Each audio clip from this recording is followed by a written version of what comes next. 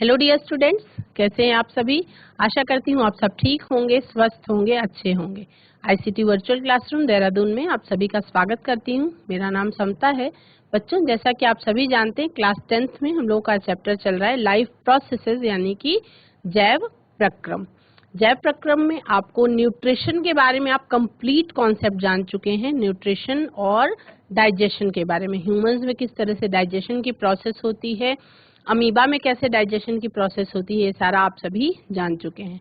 हम पढ़ रहे थे रेस्पिरेशन को, और उसके बाद कल हमने पौधों में किस तरह से परिवहन होता है उसके बारे में बात कर रहे थे। आज हम चलेंगे स्मार्ट बोर्ड की तरफ और उसी चैप्टर के बचे हुए कॉन्सेप्ट्स को आगे कंटिन्यू करेंगे। बच्चों, कल हम ट्रांसपोर्टेशन के बारे में बात कर रहे थे कि किस तरह से ट्रांसपोर्टेशन होता है पौधों में। Transportation of soluble substances from one plant part two the other, production of the food through photosynthesis, cooling the plant through transpiration, है ना। ट्रांसलोकेशन ऑफ फूड, ये क्या है, इसको आज आपको पढ़ना है। ट्रांसपोर्टेशन ऑफ फूड और translocation of food. The transportation of food from the leaves to other parts of the plant occurs in the vascular tissue, namely the phloem. अब जब भोजन के ट्रांसपोर्टेशन की बात हो रही है, तो भोजन का ट्रांसपोर्टेशन, जब भोजन बन जाता है उसके बाद पौधे के जिन अंगों में उसकी आवश्यकता है उन अंगों में जब ये पहुंचाया जाता है तो वो काम करता है। आपको सभी को पता है कि संवहन ऊतक होते हैं पौधों में दो प्रकार के, एक होता है जाइलम और एक होता है फ्लोएम। तो जो फ्लोएम होता है वो भोजन को पत्तियों से लेकर के और पौधे के अन्य भागों तक पहुंचाने का काम करता है। और this process of transporting food is known as translocation. और भोजन की इस परिवहन की प्रक्रिया को हम ट्रांसलोकेशन कहते हैं, है ना। पादपों में अगर हम परिवहन की बात करें तो हम सभी पहले से जानते हैं कि पौधे किस तरह से कार्बन डाइऑक्साइड जैसी सरल यौगिक लेते हैं, प्रक्रिया करते हैं प्रकाश संश्लेषण की, और प्रकाश संश्लेषण के द्वारा वो क्या करते हैं, ऊर्जा का भंडारण करते हैं। क्लोरोफिल युक्त जो भी अंग हैं, विशेष रूप से पत्तियां होती हैं, तो पत्तियों में ये प्रोसेस होती है। पत्तियों में कौन सी प्रोसेस होती है, प्रकाश संश्लेषण की प्रक्रिया होती है। और पौधे शरीर के निर्माण के लिए अलग से कच्ची सामग्री प्राप्त करते हैं। जैसे पौधों के लिए क्या क्या चीजें जरूरी हैं, पौधों के लिए नाइट्रोजन जरूरी है, फास्फोरस जरूरी है, खनिज लवणों के लिए मृदा, है ना, प्रचुरतम स्रोत है। जो सॉइल है, सॉइल से ही उसको हर चीज जो है वो पूरी होती है ना। तो इस तरह से बच्चों जल का परिवहन हमने बात कर ली कि जल का परिवहन कैसे होता है, जाइलम से होता है। हमने बात करी भोजन और दूसरे पदार्थों का स्थानांतरण कैसे होता है। तो भोजन का और दूसरे पदार्थों का स्थानांतरण हम पौधों में जल और खनिज लवणों की जो ट्रांसपोर्टेशन है, परिवहन है, उसके बारे में बात कर चुके हैं। अब हम बात करेंगे कि जो उपापचयी क्रियाओं के उत्पाद हैं, विशेष रूप से जो प्रकाश संश्लेषण जो पत्तियों में होता है, तो उस पत्तियों में जब प्रकाश संश्लेषण होता है तो भोजन बनता है और वो पौधे के अन्य भागों में कैसे भेजे जाते हैं। तो प्रकाश संश्लेषण में जो उत्पाद हैं उनका वहन क्या कहलाता है, स्थानांतरण या ट्रांसलोकेशन कहलाता है। और ये संवहन ऊतक के फ्लोएम नाम के भाग से होता है ना। प्रकाश संश्लेषण के उत्पादों के अलावा फ्लोएम जो है वो एमिनो एसिड्स का और अन्य पदार्थों का भी परिवहन करता है। The phloem also transports amino acids and other substances to storage organs of the plant, along with the growing organs such as roots, fruits and seeds। यानी कि हर एक पार्ट तक पहुंचाने का काम जो है वो कौन करता है, वो फ्लोएम करता है। The phloem consists of companion cells. Phloem में कंपेनियन सेल्स होती हैं, सीव ट्यूब्स होती हैं, फ्लोएम पेरेन्काइमा होता है और फाइबर्स प्रेजेंट होते हैं। फ्लोएम में 4 तरीके की सेल्स मौजूद होती हैं, companion cells, sieve tubes, phloem parenchyma and fibres. अब translocation of food occurs in the sieve tubes with the help of companion cells। जो भोजन का स्थानांतरण है वो सीव ट्यूब्स की सहायता से होता है और किसकी हेल्प से? कंपेनियन सेल की हेल्प से होता है।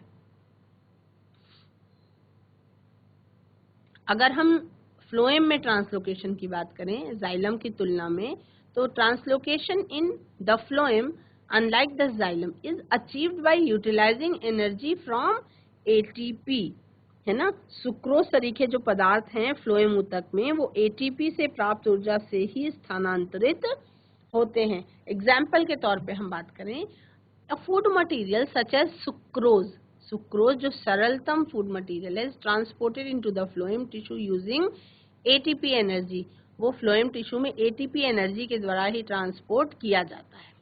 और इसके परिणाम स्वरूप क्या होता है?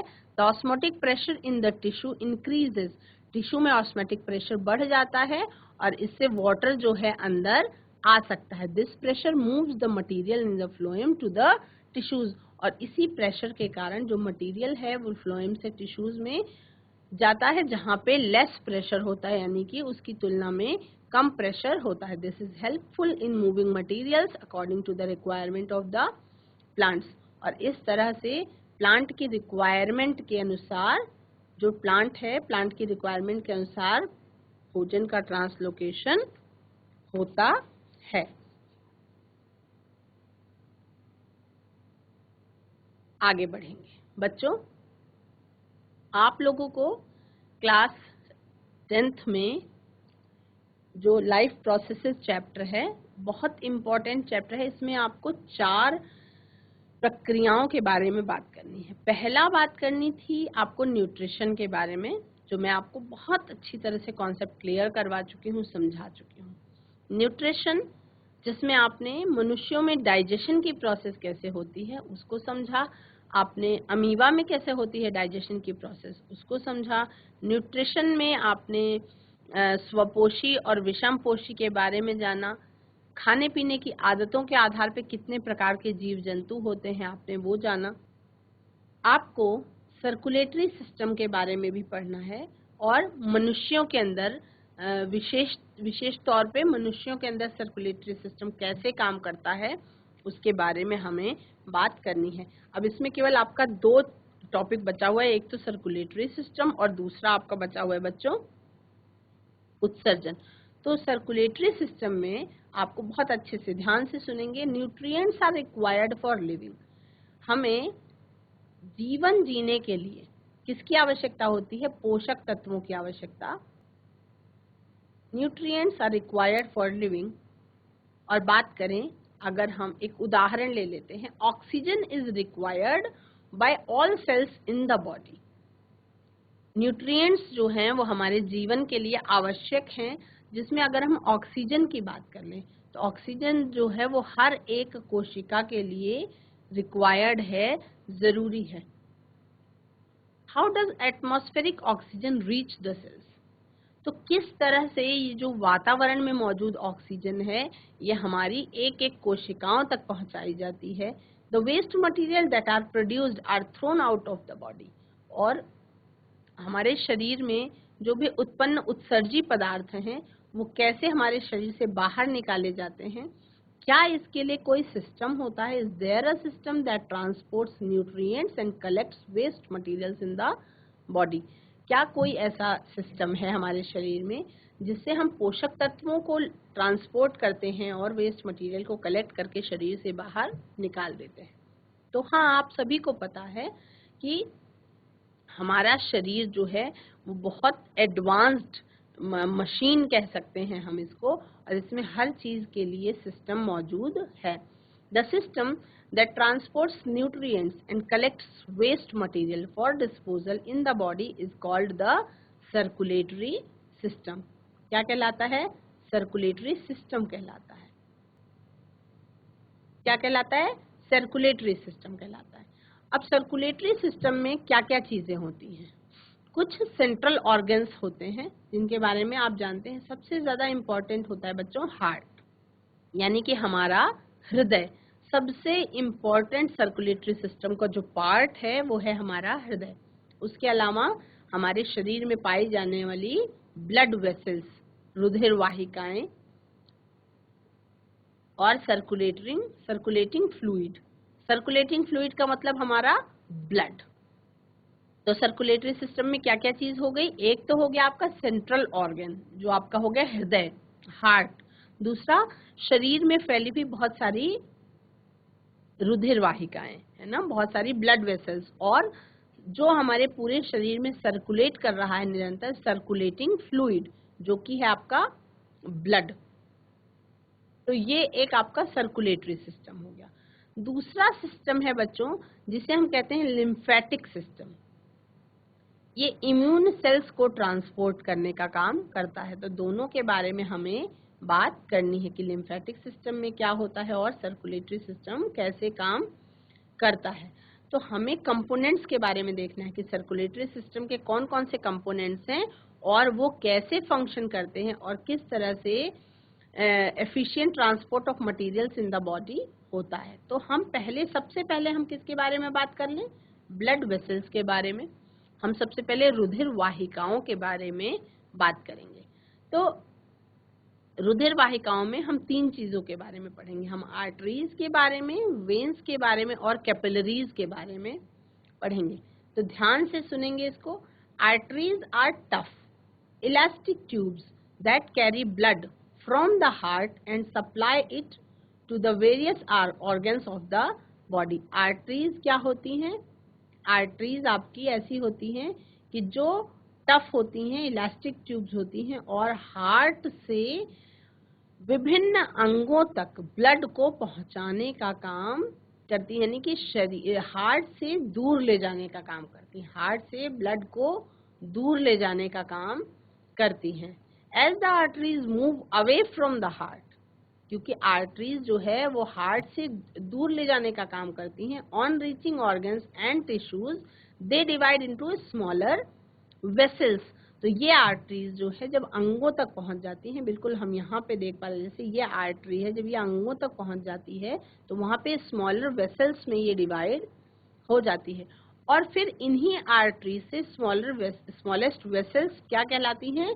कैपिलरीज कहलाती हैं, वाहिकाएं कहलाती। क्या कहलाती हैं? कैपिलरीज। और इनकी जो वॉल्स होती हैं वो थिन होती है। Arteries are red in colour because they carry oxygenated blood. तो 3 पॉइंट्स बहुत इंपॉर्टेंट है, लिखेंगे। Arteries are tough elastic tubes that carry blood from the heart and supply it to various organs of the body. Arteries move away from the heart. They divide into smaller vessels. The smallest vessels called capillaries. जो सबसे smallest vessels होती हैं उन्हें हम capillaries कहते हैं, जिनकी walls जो हैं वो thin होती हैं, जिसकी दीवारें पतली होती हैं। Arteries are red in color because they carry oxygenated blood. Oxygenated blood का मतलब है कि ऐसा ब्लड कैरी कर रही हैं जिसमें हीमोग्लोबिन पे ऑक्सीजन अटैच हो चुका है, जिसको हम ऑक्सीजनेटेड ब्लड या शुद्ध रक्त भी कहते हैं। तो सभी बच्चे ये वाला डायग्राम बनाएंगे ताकि आपको याद रहे, और कलर ऐसे ही यूज करेंगे। तो इन कलर्स से जब आप कलरफुल डायग्राम बनाते हैं तो आपको इसकी जो मुख्य विशेषताएं हैं वो आपको याद रहेंगी। इसी तरह से डायग्राम बनाएंगे। एक तरफ हम बनाएंगे आर्टरीज और एक तरफ हम बनाएंगे वेन्स। एक तरफ हम बनाएंगे आर्टरीज, एक तरफ हम बनाएंगे वेन्स, और बीच में हम बनाएंगे आर्ट्रियोल, वेन्यूल और कैपिलरी नेटवर्क ही भी हम बनाएंगे। एक तरफ हम रेड कलर से कलर करेंगे और दूसरी तरफ हम वेन को ब्लू कलर से कलर करेंगे, और उसके बारे में फिर हम आगे बात भी करेंगे कि वेन्स ब्लू क्यों शो की जा रही हैं और आर्टरीज जो है वो रेड क्यों शो की जा रही है। तो सभी बच्चे पहले आर्टरीज और वेन्स का ये डायग्राम बनाएंगे अपनी कॉपी में।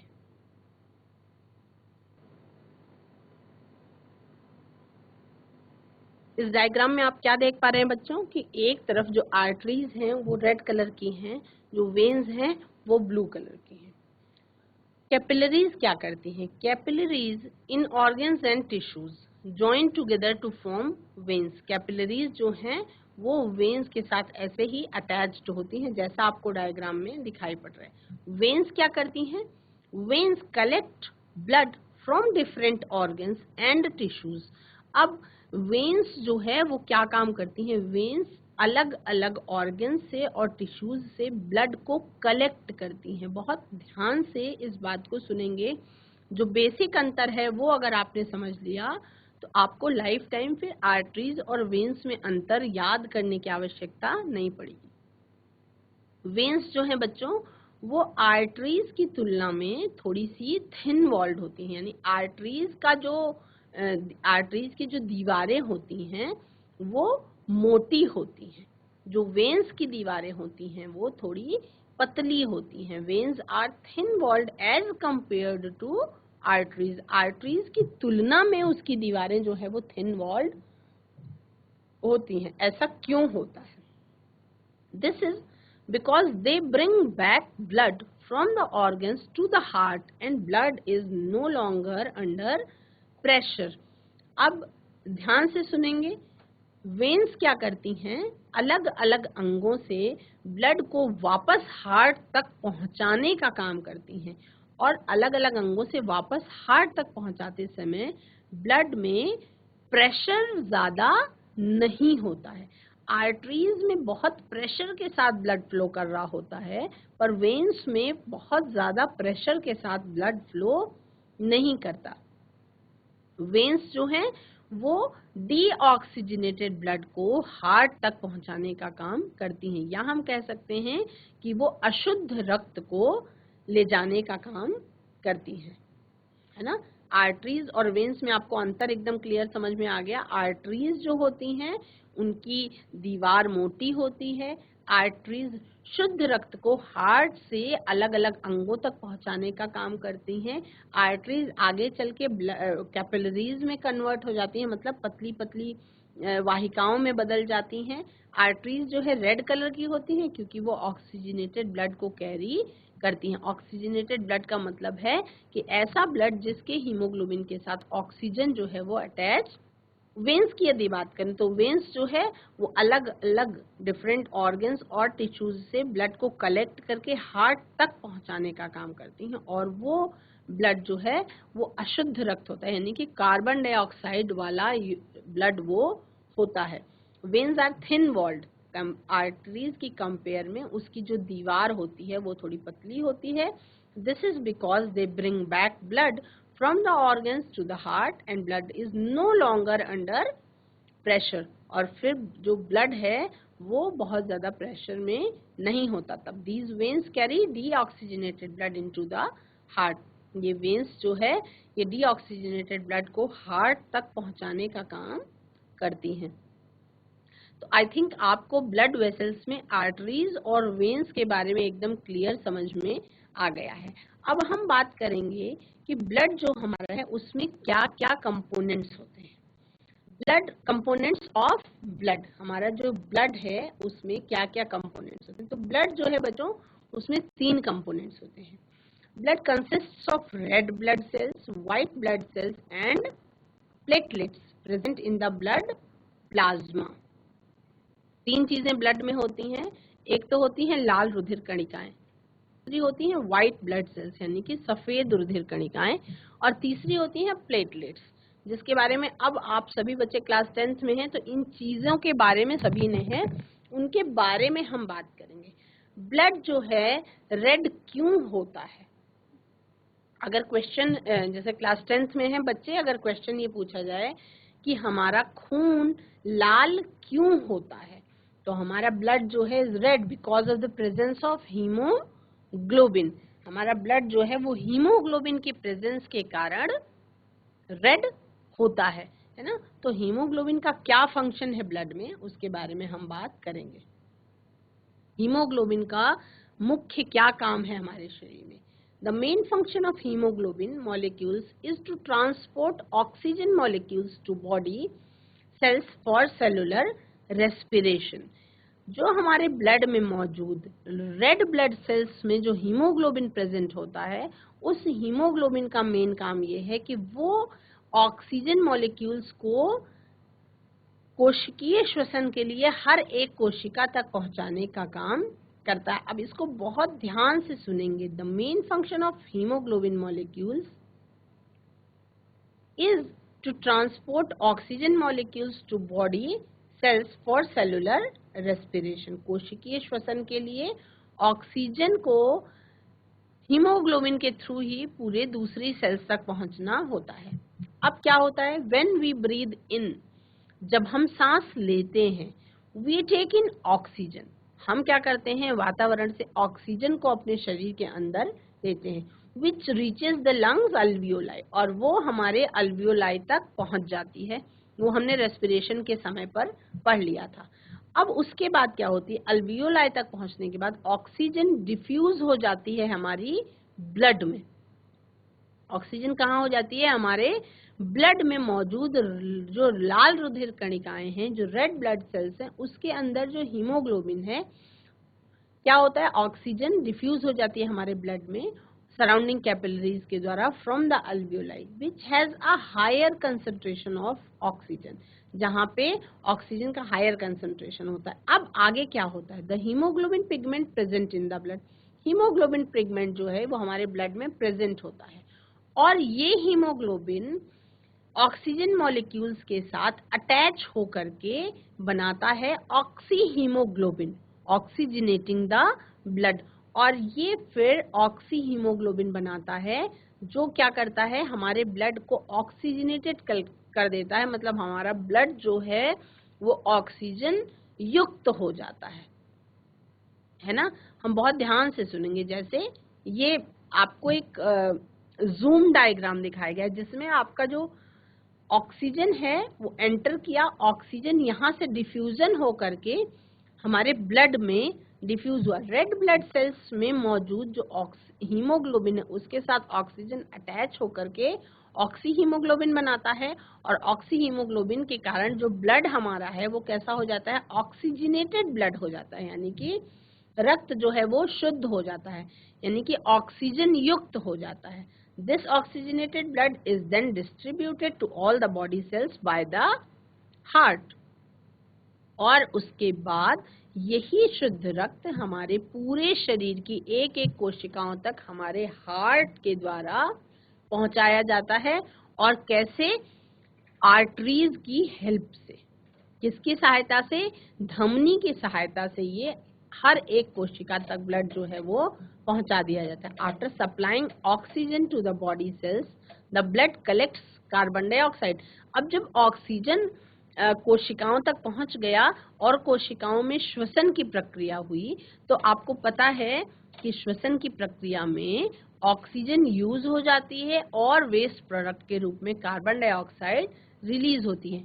अब वही कार्बन डाइऑक्साइड क्या होता है, कलेक्ट की जाती है वेन्स के द्वारा और वापस से वो हार्ट तक पहुंचा दी जाती है, जहां से कार्बन डाइऑक्साइड जो है वो एक्सेल आउट कर दिया जाता है हमारे शरीर से बाहर, और अंदर आई हुई ऑक्सीजन के साथ फिर ब्लड जो है एक एक कोशिका तक पहुंचता है। और ये कार्य निरंतर जन्म से लेकर के, जन्म से पहले गर्भ से ही लेकर के और मृत्यु तक निरंतर चलता रहता है।